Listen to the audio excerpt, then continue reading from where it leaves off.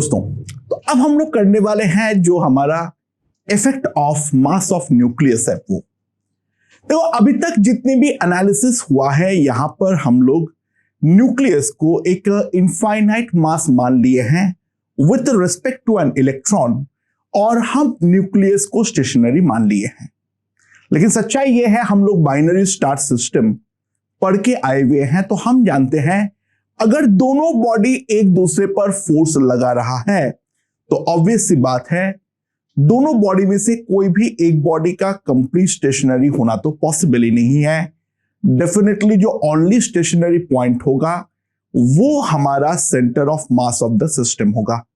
ठीक है, अब न्यूक्लियस का मास इलेक्ट्रॉन के मास के रेस्पेक्ट में इतना ज्यादा होता है जो हमारा न्यूक्लियस का सेंटर है, प्रैक्टिकली उसी को हम पूरा का पूरा सिस्टम का सेंटर ऑफ मास भी मान लेते हैं। बट एक्चुअलिटी में थोड़ा सा डिफरेंस तो पड़ेगा ही पड़ेगा। एक्चुअल में नील्स बोर ने जब प्रपोज किया था अपना ये एटॉमिक स्ट्रक्चर, तब लोगों को ये लगा जो this model is too simple to be realistically true. And लोगों ने जब ऑब्जर्व किया हाइड्रोजन और हीलियम के लिए, यानी He+ और हाइड्रोजन को लेके लोगों ने जब एक्सपेरिमेंट किया, तब लोगों को मालूम पड़ा जो हाइड्रोजन और हीलियम का एनर्जी लेवल में जो 1:4 का एनर्जी रेशियो बोर ने प्रेडिक्ट किया था, that actually come out to be 1:4.0016। ठीक है, so that was the first time जहां पे लोगों को यह मालूम पड़ा था जो कुछ तो लोचा डेफिनेटली हो रहा है। ऊपर से जो बोर एटॉमिक स्ट्रक्चर है, इस पे दो आइसोटोप का atomic structure exactly same predict हुआ था, यानी एनर्जी लेवल्स परफेक्टली आइडेंटिकल जो है वो हमारा प्रेडिक्ट हुआ था। बट केमिस्ट्री में भी हम लोग अभी तक तो पढ़ चुके हैं यहां पर जो हाइड्रोजन और ड्यूट्रियम के केमिकल प्रॉपर्टी सिमिलर होता है बट सेम नहीं होता है। जो हमारा रेट ऑफ रिएक्शन है बहुत सारी जगहों पे हमारा हाइड्रोजन और ड्यूट्रियम का होने पर डिफरेंस तो पड़ता है। ठीक है, तो ऑब्वियस सी बात है न्यूक्लियस का मास का जो इफेक्ट है, अगर हम काफी ज्यादा एक्यूरेट कंप्यूटेशन की ओर बढ़ते हैं तो इन दैट केस डेफिनेटली कुछ तो लोचा हमारा हुआ है and we have to consider that. तो उस एटॉमिक स्ट्रक्चर का जो रेक्टिफिकेशन है उसको लेकर डिस्कस करना ही हम लोगों का ये वाले टॉपिक का मेन मुद्दा है। एंड मैंने यहां पर दिखा रखा हूं क्या है। मेरे पास एक न्यूक्लियस है जिसका सेंटर पे चार्ज है +Ze, यहां पर इलेक्ट्रॉन घूम रहा है, उस पर चार्ज है -E। Mass of the nucleus अब मेरा इनफाइनाइट नहीं है, मास ऑफ द न्यूक्लियस जो है वो है Mn, और मास ऑफ द इलेक्ट्रॉन को मैंने Me माना हूं। ठीक है, एंड जो सेंटर ऑफ मास है वो ऑब्वियस सी बात है इलेक्ट्रॉन से कुछ r1 दूरी पर है और न्यूक्लियस से कुछ r2 दूरी पर। तो r1 का जो वैल्यू आ जाएगी that we know that is MnR by Mn plus Me, और R2 जो होगा that will be MER by Mn plus Me। ठीक है, ये हमारा होने वाला है R1 और R2 का वैल्यू। नाउ तो नील्स बोर में जब ये गलती आई तो Bohr was very very quick to correct himself. तो उसने अपना जो एक मेन क्वांटाइजेशन था उसी को उसने बदल डाला, एंड बोर क्वांटाइजेशन का जो नया रूल है उसने, ठीक है, क्या बोला, जो मैंने ये बोला था जो इलेक्ट्रॉन का एंगुलर मोमेंटम क्वांटाइज्ड होता है वो गलत है। उसने बोला the total angular momentum of the system is a quantized. ठीक है, so Bohr was very quick to correct himself, और rather than इलेक्ट्रॉन का क्वांटाइजेशन करते हुए उसने बोला जो पूरा सिस्टम का जो हमारा एंगुलर मोमेंटम होगा that will B quantized. So obviously बात है, बाइनरी स्टार सिस्टम से हम जानते हैं इलेक्ट्रॉन अगर एंगुलर वेलोसिटी ओमेगा से घूम रहा है तो ये वाला भी अपना एंगुलर वेलोसिटी ओमेगा से डेफिनेटली हमारा घूमने वाला है। ठीक है, सो इलेक्ट्रॉन का वेलोसिटी कितना होगा, ओमेगा इंटू R1, और इसका जो ग्राउंड फ्रेम में वेलोसिटी होगा that will be equals to omega into R2। तो उससे क्या बोला, जो हमारा टोटल एंगुलर मोमेंटम है यानी mn v into R plus me v and that must be equals to nh upon 2 pi।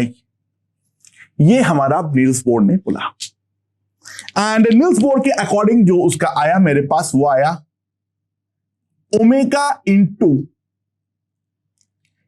mn R2 square plus me into R1 square that is equals to nh upon 2 pi. ठीक है, चलो अब R2 और R1 का value put कर दो तो क्या आ जाएगा मेरे पास, ओमेगा इंटू R स्क्वायर, वो तो दोनों में आएगा ही आएगा, और नीचे एक का mn प्लस me का होल स्क्वायर भी लिख दो क्योंकि वो वाला होल स्क्वायर भी तो आएगा ही आएगा। इंटू जब मैं करूंगा तो क्या आएगा, mn, बार बार मैं कैपिटल M लिख रहा हूं sorry, mn into me square plus me into mn square that is equals to nh by 2 pi. ठीक है, simply calculate, substitute the values, you will get this. तो यहां पर अगर मैं mn इंटू me लिखता हूं, यहां पर अगर मैं mn इंटू me लिखता हूं तो दोस्तों ध्यान देना एक mn प्लस me हमारा कट जाएगा, तो हमारे पास जो बनेगा वो क्या बनेगा, mn me by mn plus me into omega R square that is equals to nh upon 2 pi. ठीक है, ये हमारे पास आने वाला है। So this is the modified form of the quantization of angular momentum. And ध्यान दो, me अगर मेरा बहुत छोटा है, ये वाला क्वांटिटी हमारा प्रैक्टिकली जो है वो हमारा क्या आ जाएगा, ध्यान दो, ये तो नीचे वाले को mn ही लिख दूंगा, ये mn कट होगा, ये प्रैक्टिकली me ही आने वाला है, बट एग्जैक्टली तो नहीं होगा। So there was a slight modification in the case of Bohr's quantization rule. अच्छा, ये वाला चीज को तुम लोग जानते ही होंगे, इसका नाम, ये वाला चीज को जो है इसको हम बोलते हैं म्यू, यानी द रिड्यूस्ड मास।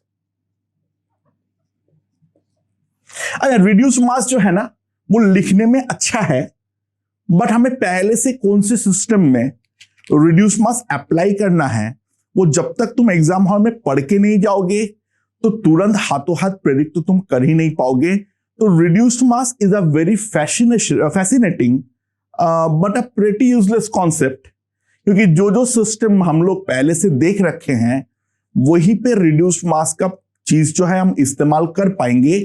कोई नया अगर हमारे पास सिस्टम आ जाए तो हम रिड्यूस्ड मास अप्लाई नहीं कर पाएंगे। सो लिखने के आसानी के लिए मैं रिड्यूस्ड मास लिखता तो हूं, बट उसके कॉन्सेप्ट को लेकर ज्यादा दिमाग मत लगाना, क्या रिड्यूस्ड है क्या है।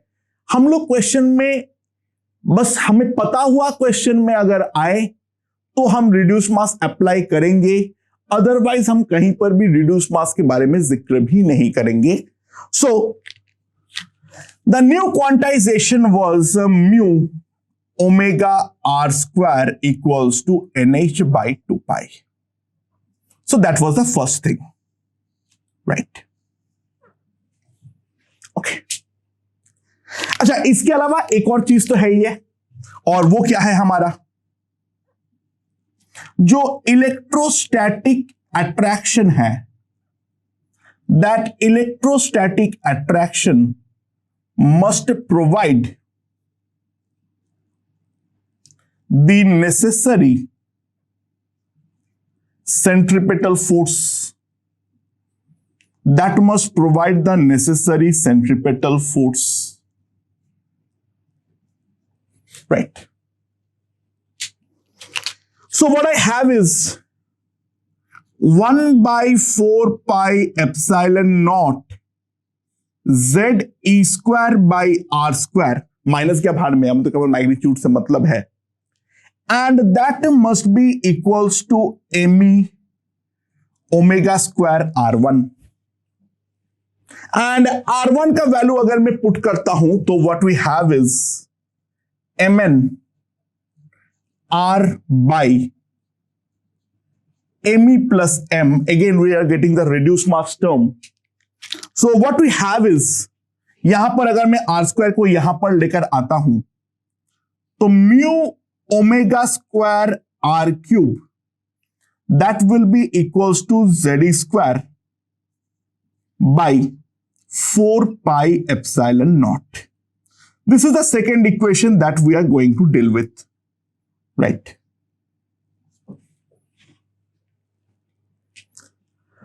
So जो changed equation है वो मेरे पास यहां पर आ चुका है, एंड दोस्तों अब यहां पर ध्यान देना, सो इन दोनों को अगर मैं डिवाइड करता हूं, so what we get is omega into R is equals to Z square by 4 pi epsilon naught into NH 2 pi. So omega into R is equals to E square by 2 epsilon naught h into z by n. ये हमारे पास इन दोनों को divide करने पर आ जाएगा. Now what is omega into r? Now what is omega into r? अच्छा, if you observe जो हमारा velocity of electron होगा, that will be omega r1, and in the scenario shown that will be downward like this, and the velocity of nucleus will be simply equals to omega into r2 in the upward direction.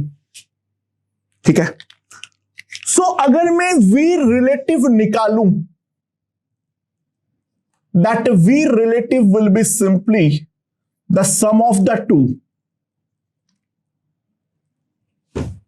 So omega r is nothing but the relative velocity of electron about the nucleus. अच्छा, हम जब electron का motion को observe करेंगे तो obviously we will observe with respect to the nucleus. देखो, omega into R definitely electron का velocity ground frame में नहीं है, ठीक है. ओमेगा इंटू r1 जो है वो हमारा ग्राउंड फ्रेम का वेलोसिटी है, ओमेगा इंटू r नहीं. But we generally observe the motion of electron about the nucleus. तो न्यूक्लियस के रेस्पेक्ट में जो हमारा ओमेगा r है वही तो हमारा रिलेटिव वेलोसिटी है. So omega r is the relative velocity and r is the radius of motion with respect to the nucleus of electron. Nucleus के रेस्पेक्ट में जो इलेक्ट्रॉन का मोशन है हम तो न्यूक्लियस के रेस्पेक्ट में ही देखेंगे. So that will be equals to omega R, and omega R का वैल्यू हम लोग एक चीज देख सकते हैं, साफ साफ हमारा आ गया है, ठीक है. अच्छा, बहुत सारे बुक्स में ये लिखी हुई है जो इलेक्ट्रॉन का वेलोसिटी नहीं बदलती है।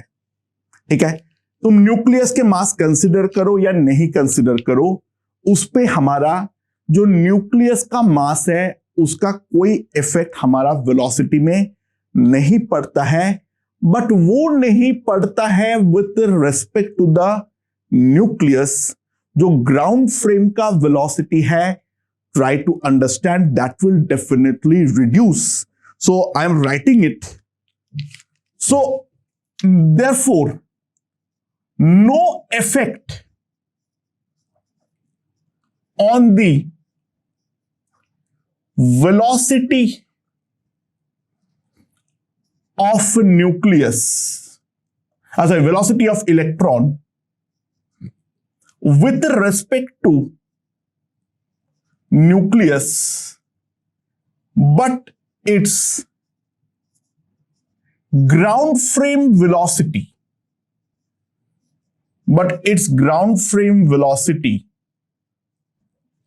is obviously reduced.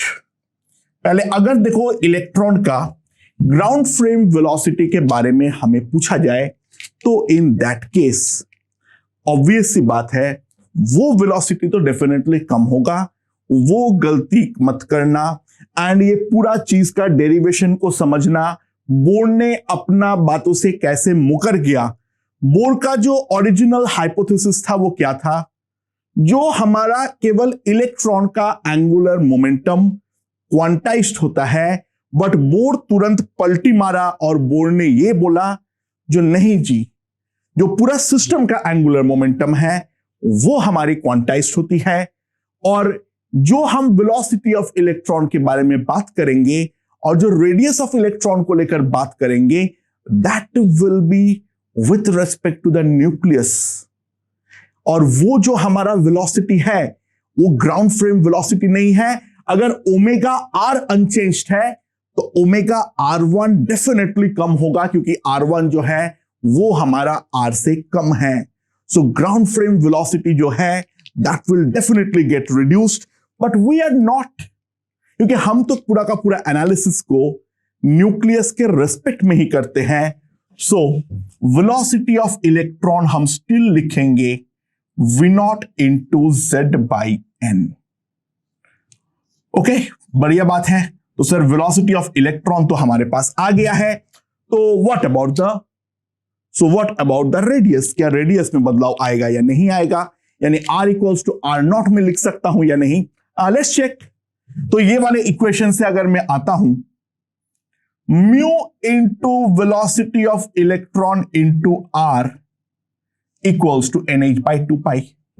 Omega into R को velocity of electron with respect to the nucleus लिख सकता हूं मैं। ठीक है, देखो ज्यादातर बुक्स में ना ये वाला डेरिवेशन को खा जाते हैं और लोगों को लगता है जो असली में स्ट्रक्चर में ये सारी बातें को बिल्कुल खा ही जाते हैं। यानी मैं कोई भी बुक में ऐसे ढंग से नहीं दिखाऊं, मगर जो ट्रेडिशनल टेक्स्ट बुक्स है जो इस वाले पार्ट को लेकर एनालाइज भी करते हैं, तो बच्चों के मन में ये गलतफहमी आती है। अब आईआईटी को तो भाई, आईआईटी के बारे में एक चीज तो मालूम कर लो, उनके प्रोफेसर भयंकर शातिर है, उनको पता नहीं समहाउ मालूम होता है जो बच्चे क्या क्या गलतफहमियां लेकर एग्जाम देने आते हैं। एंड समहाउ पेपर में उन सारी चीजों को तो हिट वो कभी ना कभी कर ही डालता है। ये वाला हिटिंग हुई नहीं है अभी तक, किसी भी दिन हो सकती है। अब देखो वो तो हम ज्योतिष तो है नहीं जब हम हाथ गिन के बोल दे जो इस साल आएगी इस साल नहीं आएगी, बट फिर भी कोई ना कोई साल तो डेफिनेटली इस बात पे वो हिट करने वाली है। हो सकता है वो तुम्हारा ईयर हो, it's a possibility, right. So जो R आएगा वो मेरे पास क्या आएगा, NH by 2 pi into V0 into N by Z into 1 by mu. ये हमारे पास आने वाला है R, right. So R equals to अगर मैं देखूं तो ये आ जाएगा H by 2 pi V0 into 1/μ into n²/z। अच्छा, प्लीज ट्राई टू अंडरस्टैंड, जो हमारा R0 होता है, जिसको हम लोग क्लासिकल बोर मॉडल में किए हैं, that R0 equals to h/2πv0 into 1/me into n²/z। So obvious सी बात है, यहां पर हम ध्यान दे सकते हैं तो मास का इफेक्ट तो डेफिनेटली हमारा आ चुका है, एंड यहां वाले को अब मैं R नहीं बोल सकता हूं, this will be R0 dash. And अगर मैं R0 डैश बाई R0 लिखता हूं, that will B me/μ। R0 dash by R0 अगर हम लिखेंगे, that will be me/μ, and if we see,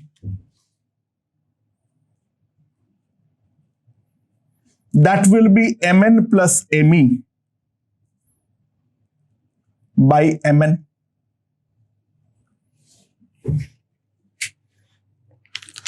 तो जो हमारा R होगा, try to understand, it will be 1 plus me/mn R0 into n²/z। यहां पे R0 का वैल्यू वी नो 0.529 एंगस्ट्रॉन्ग होती है, तो जो हमारा रेडियस है वो स्लाइटली इंक्रीज होगा if we consider the mass of the nucleus. ठीक है, उम्मीद है ये चीज हमारा समझ में आ गया है। तो VE जो है वो तो हमारा अभी भी वही है, V0 इंटू Z/n, और पूरा मोशन ध्यान देना, अगेन इलेक्ट्रॉन का गोल घूमने का रेडियस R नहीं है, वो तो हमारा एक्चुअल में ग्राउंड फ्रेम में देखा जाए वो R1 है, but again we are considering with respect to the nucleus, and that is my R। It can be clearly shown by this method. तो मेरे पास VE आ गया, मेरे पास R आ गया, तो अब जो है लास्ट बच गया है the energy analysis. So let's see what's our energy analysis shows.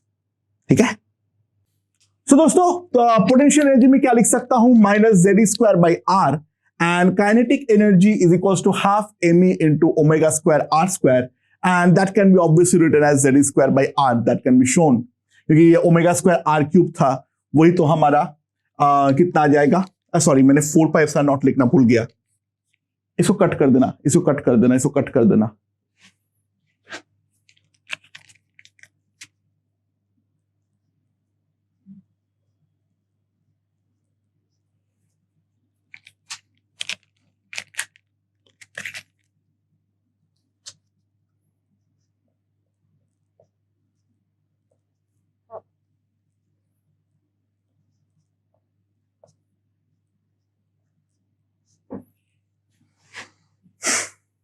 Okay दोस्तों, सो पोटेंशियल एनर्जी तो मेरे पास सिंपली आ जाएगा -z²/4πε0r, और काइनेटिक एनर्जी आएगी half me into v², v को लिख दो ω²r², तो उसका वैल्यू तो डेफिनेटली हमारे पास z²/4πε0r आएगा, इसके बारे में तो हम पहले से ही जानते हैं। तो काइनेटिक एनर्जी जो आएगी that will be equals to z²/8πε0r, जो हमारा पहले भी आया था। ठीक है, सो जो हमारा टोटल एनर्जी आएगी, मेरे पास टोटल एनर्जी आ जाएगी इन दोनों का सम। देखो अभी भी उन सब बातों में कोई डिस्टरबेंस नहीं आया, अभी भी यहां पर है z²/8πε0r। ठीक है, and now substitute the value of r, substitute the value of r, तो एनर्जी E जो आएगी that will be equals to -e²/8πε0 r0 into z, और यहां पर जो आएगा that will be mn/mn plus me। ठीक है, एंड यहां पर जो है वो हमारा डिवाइडेड बाई n² आएगा। ठीक है, z कहां गया, हाँ सॉरी, ये हमारा आने वाला है। So we can clearly see ये वाला quantity I know that is equals to E naught, तो E जो आ जाएगा that will be equals to E naught into mn by mn plus me into z square by n square. तो that will be the energy of the nth Bohr orbit that we can see. So जो हमारा E आएगा that will be equals to -13.6 1 plus me by mn into Z square upon N square, mn से ऊपर नीचे divide कर दिया, electron volt.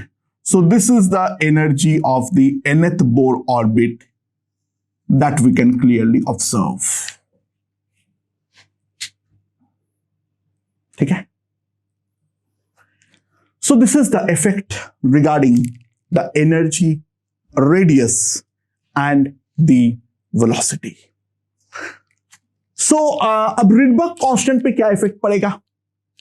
तो बहुत सिंपल सी बात है, जो हमारा डेल्टा E होगी that delta E will be -13.6 by 1 plus me by mn into Z square 1 by n2 square minus 1 by n1 square. So जो हमारा 1 बाई लैम्डा यानी लैम्डा बार होगा, the wave number that will be equals to, sorry यहां पे minus खत्म कर दो, हाँ 13.6 बाई 8c। ठीक है, 1 plus me by mn into Z square 1 by n2 square minus 1 by n1 square, ये आएगा मेरे पास। एंड दोस्तों ध्यान देना, यही वाले क्वांटिटी को तो हम लोगों ने रिडबर्ग कांस्टेंट नाम दिए थे, इसको हम बोल देते हैं आर इनफाइनाइट। ठीक है, सो जो हमारा R होगा that will be equals to R infinite divided by 1 plus me by mn। So that is the effect on the Rydberg constant. क्योंकि ये पूरा क्वांटिटी को तो मैं R बोलूंगा, बाकी सारे टर्म तो मेरे लिए नोन है। सो एक्चुअल में जो R होगा that will be equals to R infinity divided by 1 plus me by mn, यहां पे R इंफिनिटी जो है Rydberg constant taking mass of nucleus to be infinite and taking it as an absolute stationary quantity. Okay?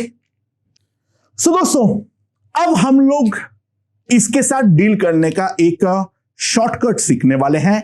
बार बार ये सब analysis तो हम पूरा नहीं करेंगे। So now I am dealing with the shortcut.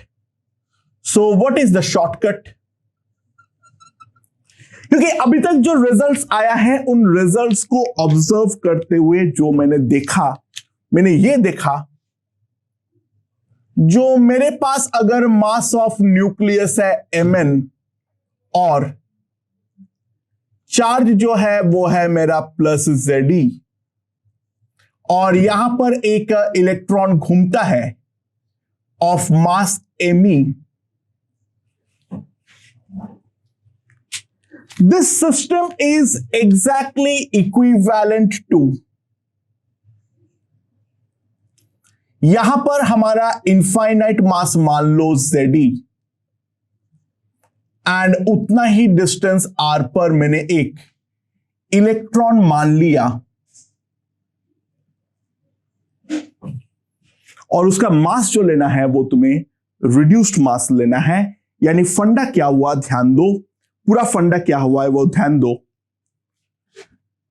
Make nucleus of infinite mass and hence stationary. जो हमारा nucleus है उसको इनफाइनाइट मास का ले लो और उसको स्टेशनरी बना दो and simply replace electrons mass by a reduced mass। Nucleus को इनफाइनाइट मास का बना दो, उसको स्टेशनरी बना दो और उतना ही बिना डिस्टेंस को बदले एक इलेक्ट्रॉन को रख दो of a reduced mass mu. तो ध्यान देना, every analysis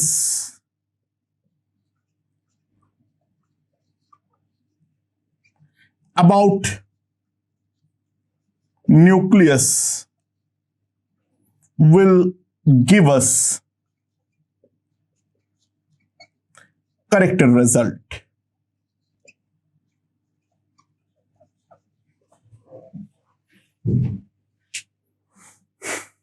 bye the way result क्या आया है हमारे पास अभी तक? जो रिजल्ट हमने निकाल लिए हैं वही हमारा मेन काम का है। V equals to V naught Z by N, ये ऑब्वियस है, ठीक है। जो हमारा R आया है वो आया है R0 into N square by Z into 1 plus ME by MN। ये हमारे पास R का फंडा आया है।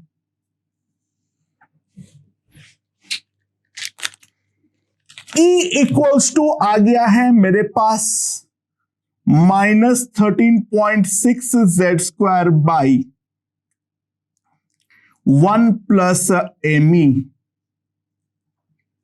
By MN into 1 by N square, sorry यहीं पे लिख दो Z square by N square. ये एनर्जी का रिलेशन आया है।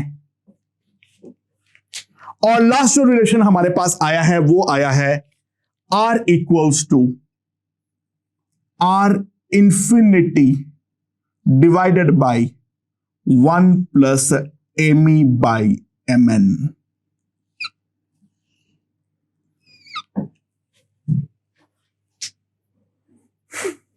ठीक है।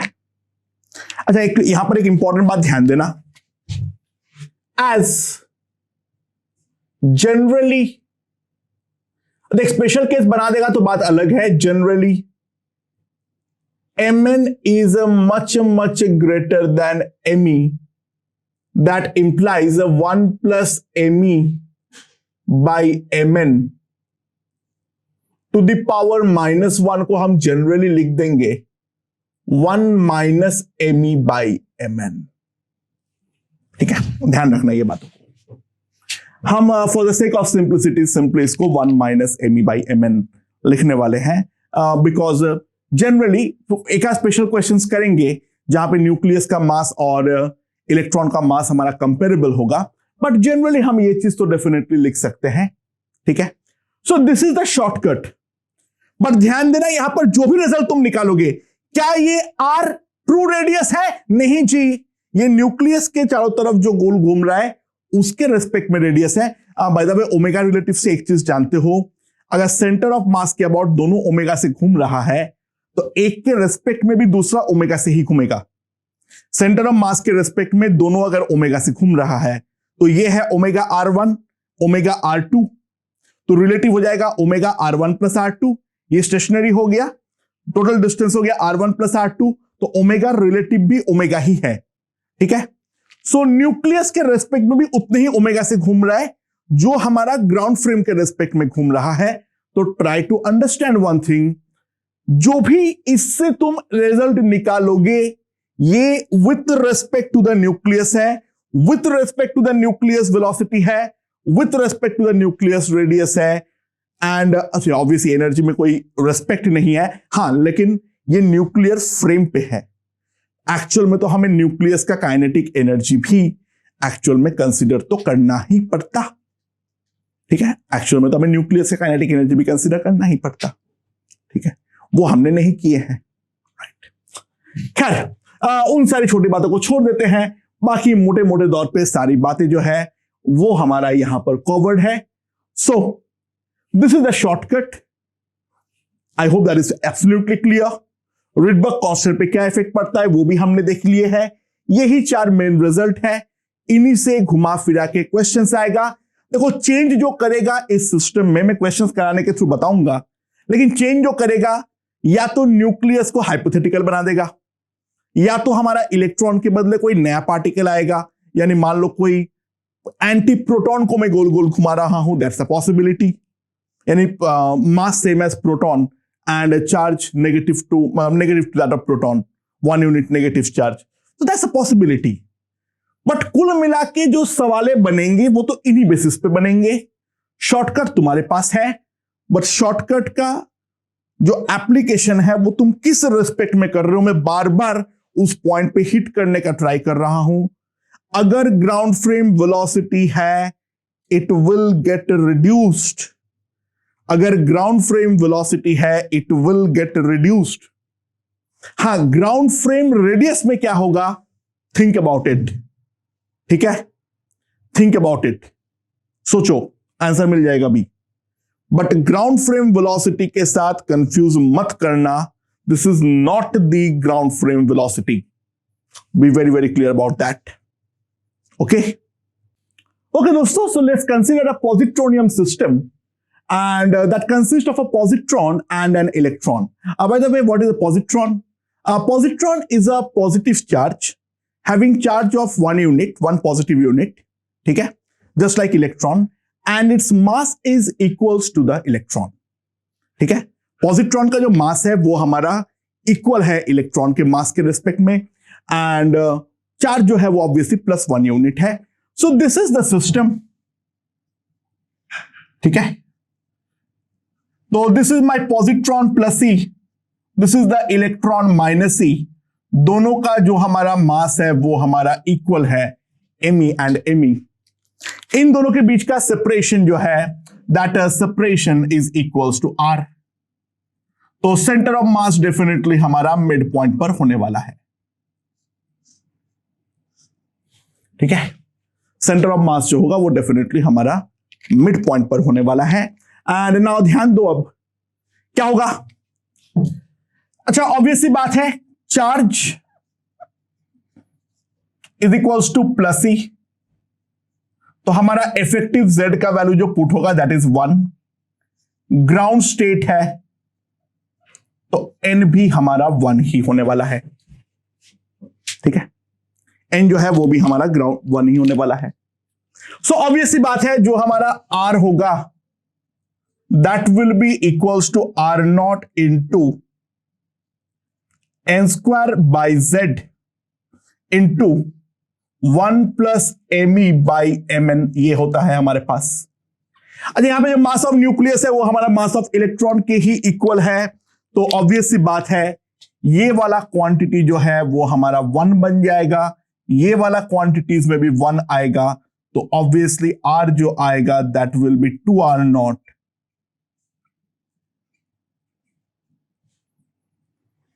सो आर का वैल्यू जो होगा that will be 1.058 angstrom. R will be equals to 1.058 angstrom, ठीक है, समझ में आया। सो आर जो है वो मेरे ख्याल से यहां पर समझ में आ चुका है, राइट। अब बात है बाइंडिंग एनर्जी।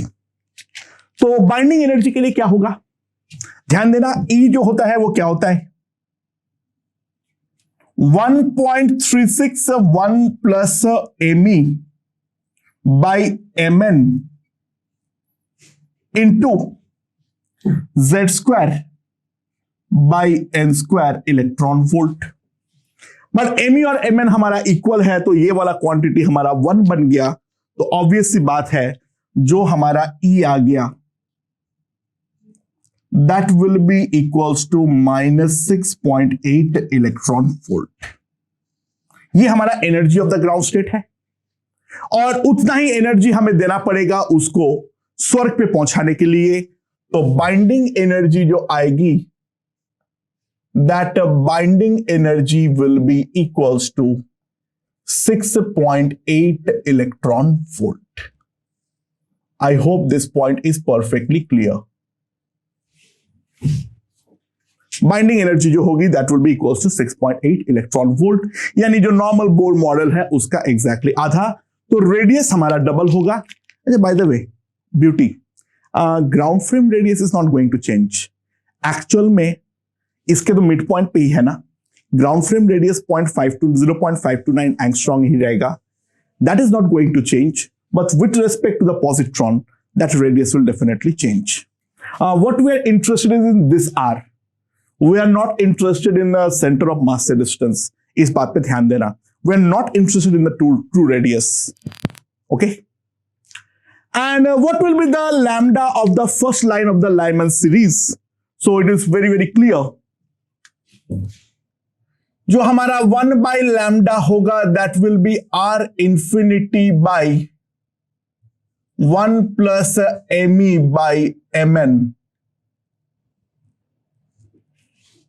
ठीक है, ये आएगा into 1 by n1 square minus 1 by n2 square, और ऑब्वियसली बात है z स्क्वायर भी आएगा ना। ये वाला क्वांटिटी जो है वो मेरे पास 1 हो जाएगा, z तो हमारे पास डेफिनेटली 1 है।